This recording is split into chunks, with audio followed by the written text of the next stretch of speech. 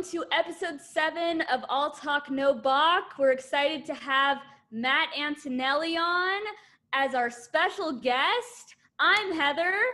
And I'm Charles, and I'd like to introduce our new bullpen correspondent, Reese Savoy, in the bottom left, now a member of the All Talk No Balk podcast. Welcome in, Reese. Yes, we're Thank excited. you, Charles. I'm excited. Yes, so we're just gonna get right into it. Baseball was exciting this week. I won't gloat because I've already been told that I'm annoying, but a certain team crushed another certain team yesterday, and I won't get too much into it. But we're not here for that. We're here to interview our special guest, Matt Antonelli. Charles, you want to tell us about Matt a little bit? Antonelli was the Massachusetts Player of the Year in football. He had a little bit of a diverse career. He was our very own Bo Jackson, football and baseball over here. Runner-up for his baseball in his senior year at St. John's Prep.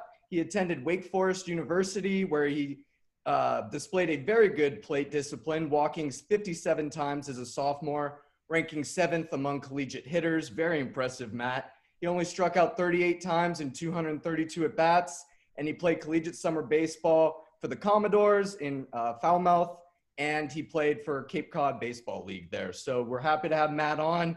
He played a 1-month stint for the Padres as well in his professional career in September of 2008, and now he's doing coaching and a lot of YouTube videos, doing drills and stuff like that. So we're very happy to have Matt on.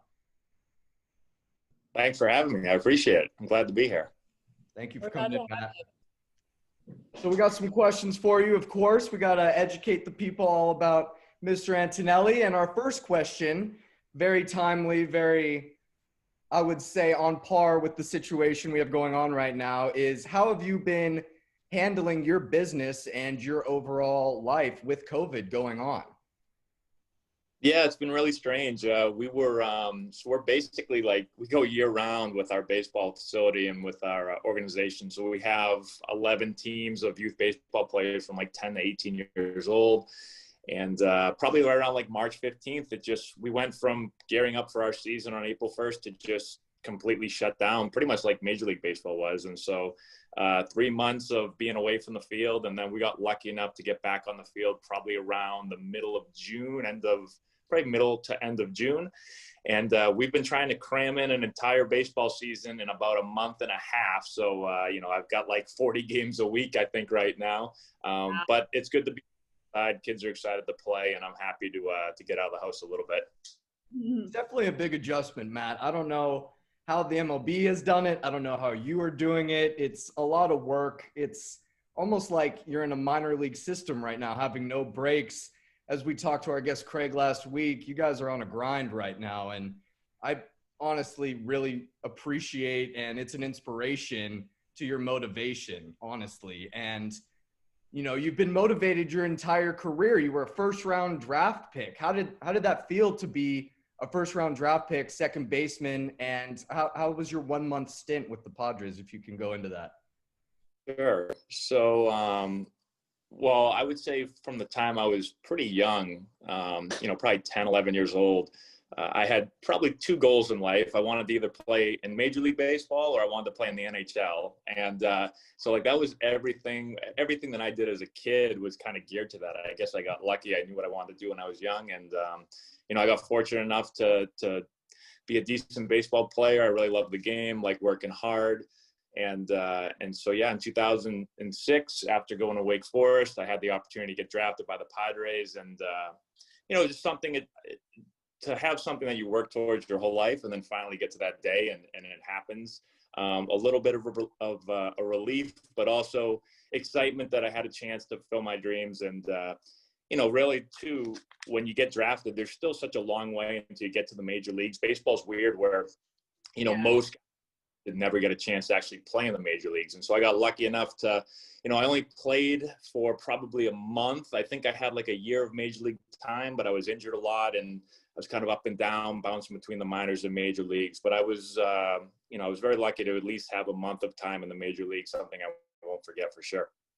Very few people can make it, man. And it's an inspiration that you reached your dreams. And NHL too, hockey. I mean, do you play basketball as well? I mean, are you all the way around, or can you not hoop at all? Is that like your one fault?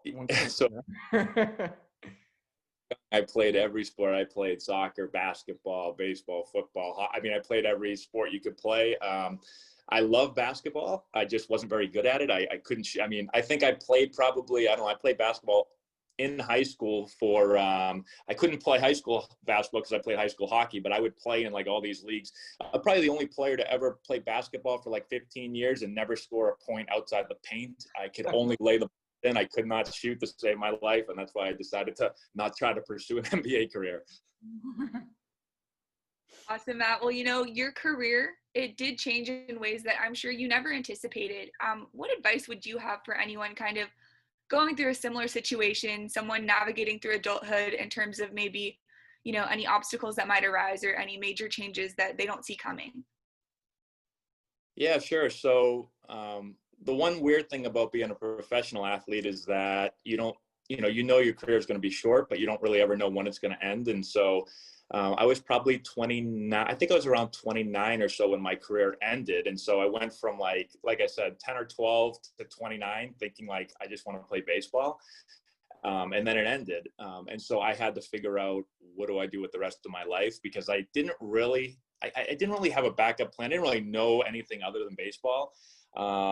Now, I knew that I kind of wanted to stay in baseball or do something. I didn't know if I wanted to coach or, try to get into like a front office or go professional or college or high school. There was a lot of things that I wasn't sure about. But I feel like one thing that I was doing when I was playing is that I knew that I'd do something in baseball. So I was always kind of training for that. Like even when I was playing, I knew I was around like great, I had great managers and great coaches, and I played with some great players. And so I was always kind of preparing for, okay, if I do get released or cut or, I break my leg and my career ends, I do have to start to prepare for life after baseball. And so, I can remember, playing with the Padres. Buddy Black was our manager. He's a great manager. And, when I was with the Orioles for a little bit, I had Buck Showalter. And so I would like come in after practice and after games, and I'd jot down notes of like things they said. And, maybe I'm hitting in the cage with Adrian Gonzalez, who was one of our best hitters with the Padres. And, I'd write down the drills he was doing. And I wasn't doing that so much to help me as a player, but more to help me when I was done playing in case I went into something else. And so I don't know if that's, I don't know how many people can do that, because I did stay in the same field. I just transitioned from player to more coach and stuff. So, but I think the biggest thing is just to kind of be prepared and not so much have a plan B, but like do be ready for if something does change that you're not suspecting will, then you're ready to kind of bounce and do something different. But it's definitely tough, and it took me a little time to adjust to it. It was weird when all of a sudden I'm not, I was always, everyone said, oh, when I would meet people, stuff, oh, you're the baseball player. And then all of a sudden one day it was just no more. Like, I don't know what I am anymore.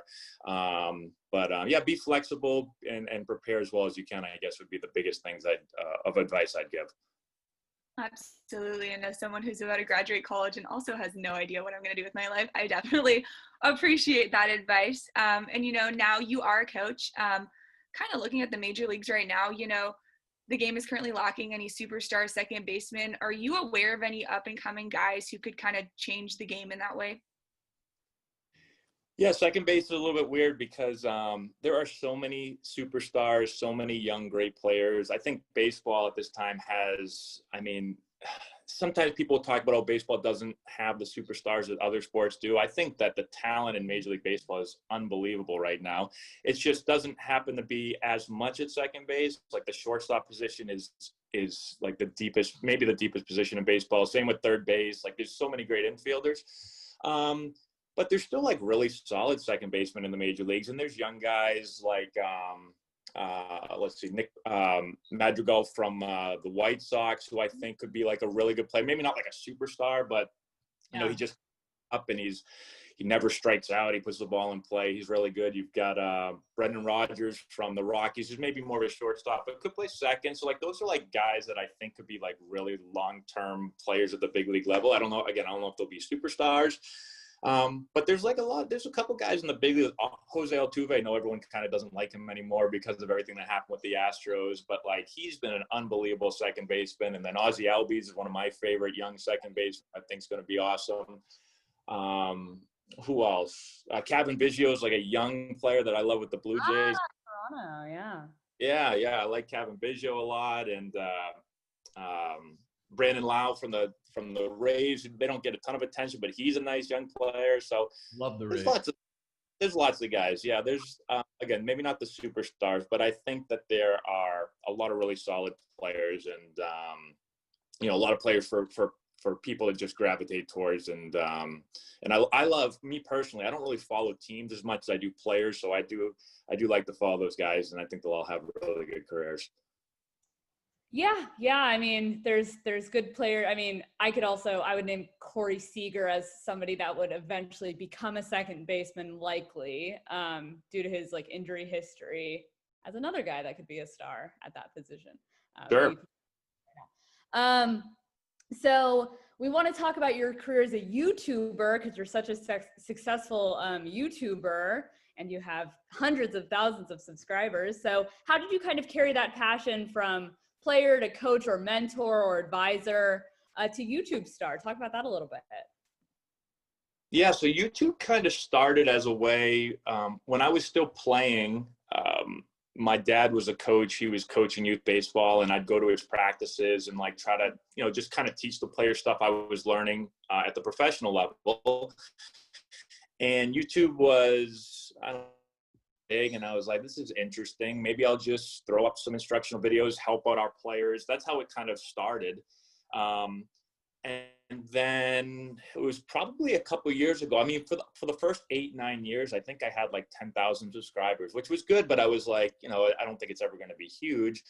And then someone asked me, what kind of equipment do you get? I started getting a lot of questions. What kind of equipment do you get at the major leagues? What's travel like? And so I just kind of like we're doing now, I just videotape myself doing that. And then I remember the next day I woke up and I had more views on that one video than I had for like the 8 previous years. And I was like, Wow. I guess, I don't know if you call that viral, but it just became much bigger than everything else. And then I realized, okay, this is something people are interested in.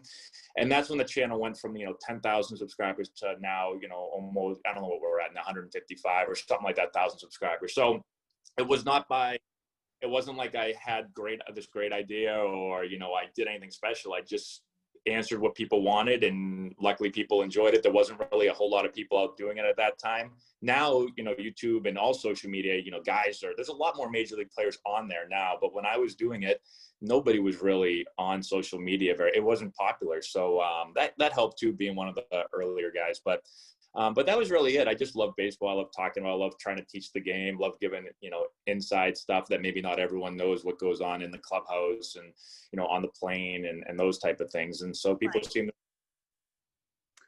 That's awesome. Yeah. We are all versed in your videos, and they're really interesting. And for anybody that doesn't subscribe to Matt, go on YouTube and subscribe to his channel, because he has such insight into every little facet, not just for second baseman, but really for any position on the field if you're an aspiring player. So go check that out. So lastly, this was a short and sweet interview. We know that you don't follow teams as much as players, but we want to know if there's a team that you kind of root for more than the others, Padres, and then we want to hear your early World Series pick. Sure. So, so I don't follow the teams as much. It's really strange. And a lot of times I talk to people about this and they don't believe me. Like I was a diehard Red Sox fan my whole life.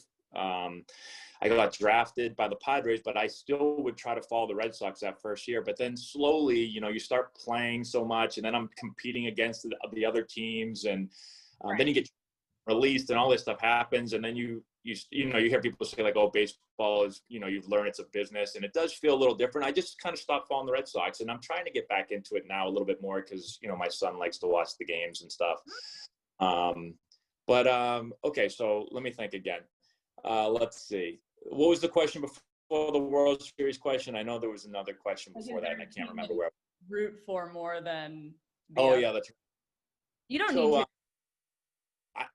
I will still follow the Padres a little bit, although I don't know. I mean, I don't know anyone on that team anymore. I still know, like, Glenn Hoffman's still coaching third, and he was coaching third when I was there, so I know him. But other than that, like, the whole organization has changed. So it's more players, little Red Sox, maybe a little bit of Padres, but that's really it. I just watch the games. You know, I watch the games now as like a coach. It's probably annoying for people to watch it with me, but, you know, I'm not like cheering as much for players as I am like yelling at players for doing things wrong or doing it good. Yeah. So no World Series pick for us? No. Oh, yeah. Pick. Sorry. World Series pick.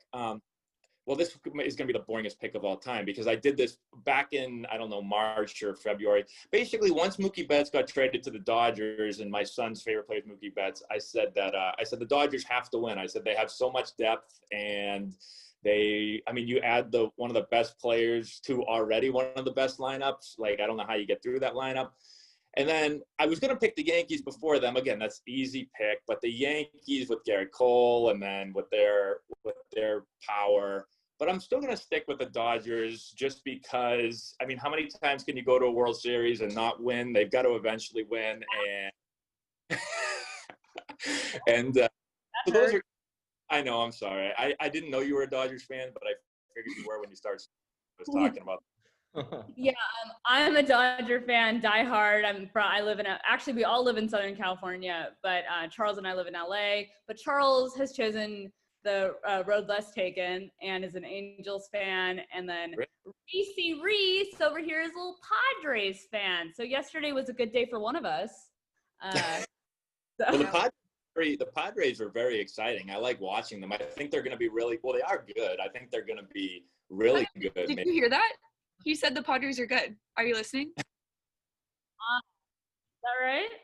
They weren't yesterday. We're just playing that. Yes, they're good.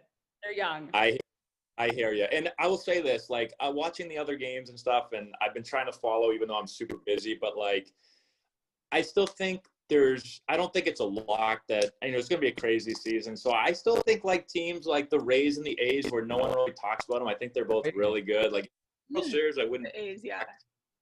I know the Cubs are off to a really, really hot start.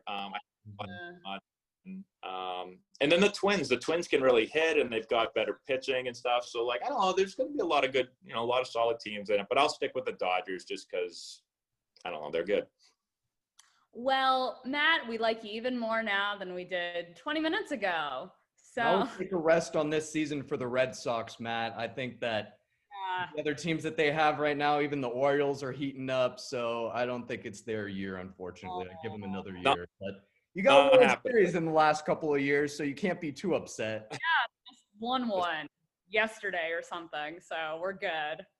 Mm-hmm. It's the Dodgers' turn, as I say every week on this podcast.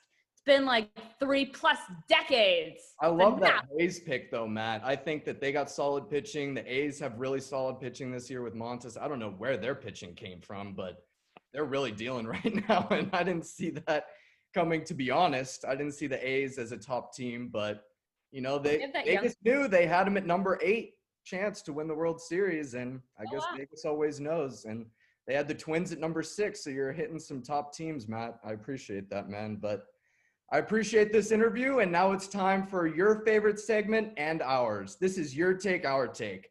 We got a very special question for you guys today, hitting the media route, as Matt is going to be involved in this. We're going to go with, what is your favorite social media player that you follow or that you're interested in right now? And is there anything that you would do to your own team's social media? So for me, that would be the Angels. I'm going to talk a little bit about what they should do, what they should be doing. They're lacking a little bit. And, what you guys would do to change your team. So we'll start off with Matt first, and then we'll circle around to Reese, Heather, and then myself.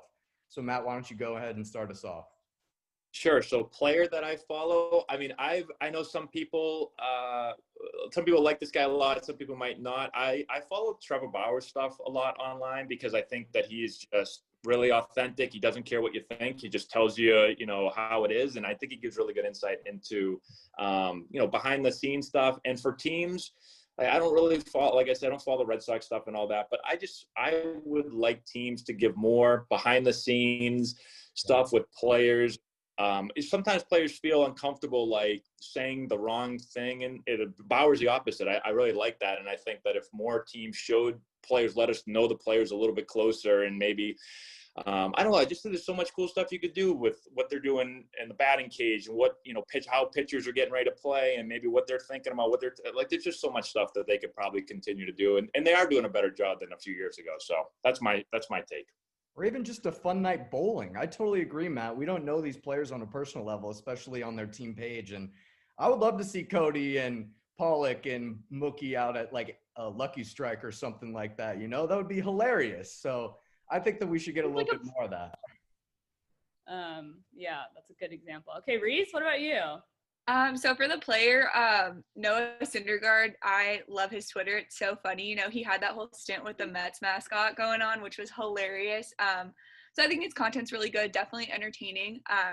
So I'm a big fan of his. And then for the team social media presence, I think the Padres do a really good job, especially on Twitter. But something that I would improve on their end is kind of interacting with the fans more. They respond to comments, they do a good job of that, but like in terms of putting out content with the intention of like having fans respond, like maybe doing like Twitter polls or like little trivia things like once or twice a week. I think that would be cool. Just a good way to engage the fans a little more. So that would be my piece of advice for them. That's a good one, Reese. I was gonna say Trevor Bauer, actually, Matt. But so because you said my favorite guy on social media, because he just says what he wants to, and he says what everybody's thinking that may not be necessarily like maybe the most professional at times, but really he always sticks to truth, and I really appreciate and respect that. I was going to say I'm going to go a little bit off color here, and I'm going to say the Philly Fanatic has the best social media presence right now. I am loving everything about him kind of dealing with no fans and the cardboard cutouts, and he's just really funny, and he always brings a smile into my face, even if I'm having a bad day.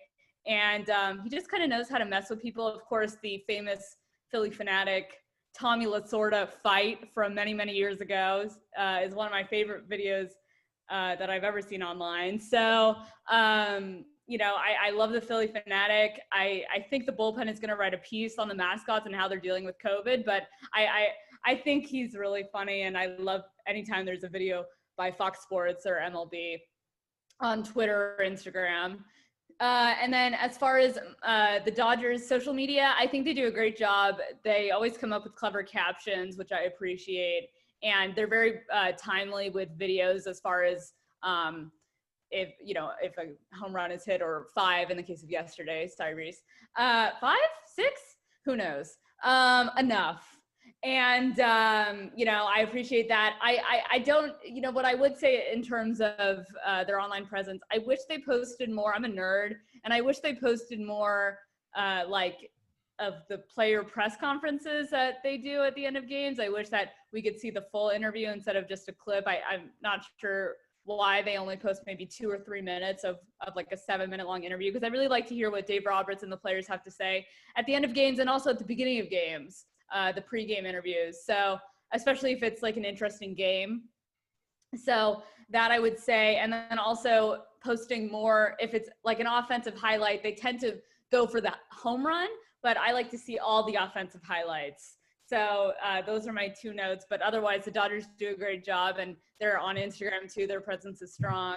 So and Sue Joe I think that's the name of the person that runs the social media, and I know she's very talented. So that's what I have to say. What about you, Charles? Last but not least. Taking my talents to the AL North over in Cleveland, Mike Clevenger is a beast on social media. His Twitter is awesome, and he always engages with his fans. He's always responding. He's awesome. I love him. He's also a big critic of the Astros. He was voicing his opinion after that. So I know, Heather, you love him now as well. He's always hating on the Astros recently, and I honestly love the Houston Asterisks page on Twitter now that is just like following the total 7-10, 8-10 travesty of a season that they're having now. I love it. It is awesome. And speaking on your point earlier, Matt, Altuve, he had 4 errors in that one game, and that was, in fact, happy for me to see. So I'm glad to see them choking a little bit, and Clevenger's hitting it hard. He's also starting a podcast with his teammate, Zach Plessick, I believe his last name is, and he is killing it over on the media game. I love what Clevenger's doing. He posts a lot. He loves The Office. He posts a lot about The Office as well, and I just think he's an overall funny guy. And over to my Angels, they need a lot of help on their Twitter account. The last post they made was back in like early July. It's been over a month. They just posted their schedule, and that was it. They decided to bail on it, and it was just some pinned tweet. It's sad right now for the Halos. They need to have some fan engagement. They need to put some Mike Trout hits. He's hit, 7 home runs in his last 20 at bats, something crazy like that. So I think that we should be putting those home runs up on the Twitter account and doing a lot more with our fans. I think it's really critical at this moment. There's a lot that you could do, as Matt was saying, in terms of running a social media account right now. Everyone's at home, so take advantage of it. Get these fans involved, put more polls out, do something to get the fans engaged, because we're bored, honestly, sometimes for the Halos. So we need some love. Our games have been a little rough, but we came up clutch against the A's. We won 2 out of 3. I was happy. So that's what I think the Angels should do. It's going to turn around for us. I feel that this series was a pivotal point. We got the Freeway Series. I'm a little nervous because you guys always do well against us in Anaheim, and we do well in LA. But we'll see how it goes this year. I'm really interested. And for all you kids going back to school this week, I'm wearing my SC alum. So love the school season. I know bringing it down a notch a little bit, but had to rep my Trojans over here. I know Heather's a Bruin, but we're okay. And I think that's about it for your take, our take. Thank you so much, Matt. We appreciate you coming on, and you were great. Thank you so much. We loved having you. Thanks again. Nice to meet you guys. Thank you so much. Thank you. Thank you. Stay healthy. You too. Bye.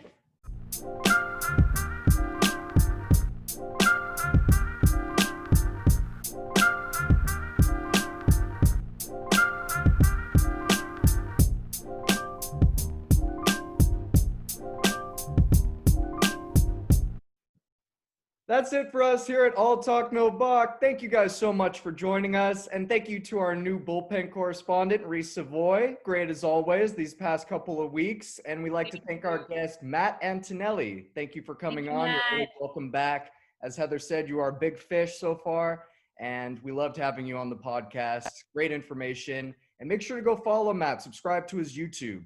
He's got great coaching styles. He's a great guy.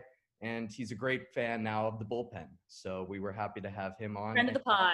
Heather, what are we getting into next week? We got some good stuff planned. I'm excited. Yes. Well, we are approaching the halfway point, Charles and Reese. And so that means our question is, who has gotten off to a surprise good start? This is a positive twist. I guess we could do the negative, but we'll stick with the positive. Who is surprisingly good? Who is surprisingly dominant? Who's going on a streak? Who's hot to start off? And part 2 to that, who do we think can maintain that? So will the hot starts stick, or will they fade off into the oblivion that is the baseball wild card rounds? So, or whatever they're doing this year. So that's our question, and we look forward to seeing everybody next week. As always, you could follow us. The descriptions, if you're listening on Spotify, will be in the description section, and then on YouTube, it will be at the end of this video. And you can follow us, like us. You can email us, and we are on Anchor. So stay tuned for that. You can send us voicemails via Anchor. So that's a cool thing. We'll give more information next week. But the email is the same. Everything is the same. Go on our website. Go read our articles. Everybody at the bullpen's working really hard right now as the shortened season gives us so much to talk about. So it's all interesting. And we thank everybody for coming on. And we thank you, Reese. We look forward to having you as a regular bullpen correspondent. And thank you, Charles, for being just a solid co-host and a stalwart. And thank you, me, for being such a good addition as well. All right, guys. Thank you, guys. Have a great rest of your weekend. Go Angels. Go Dodgers and Padres. Padres. Padres.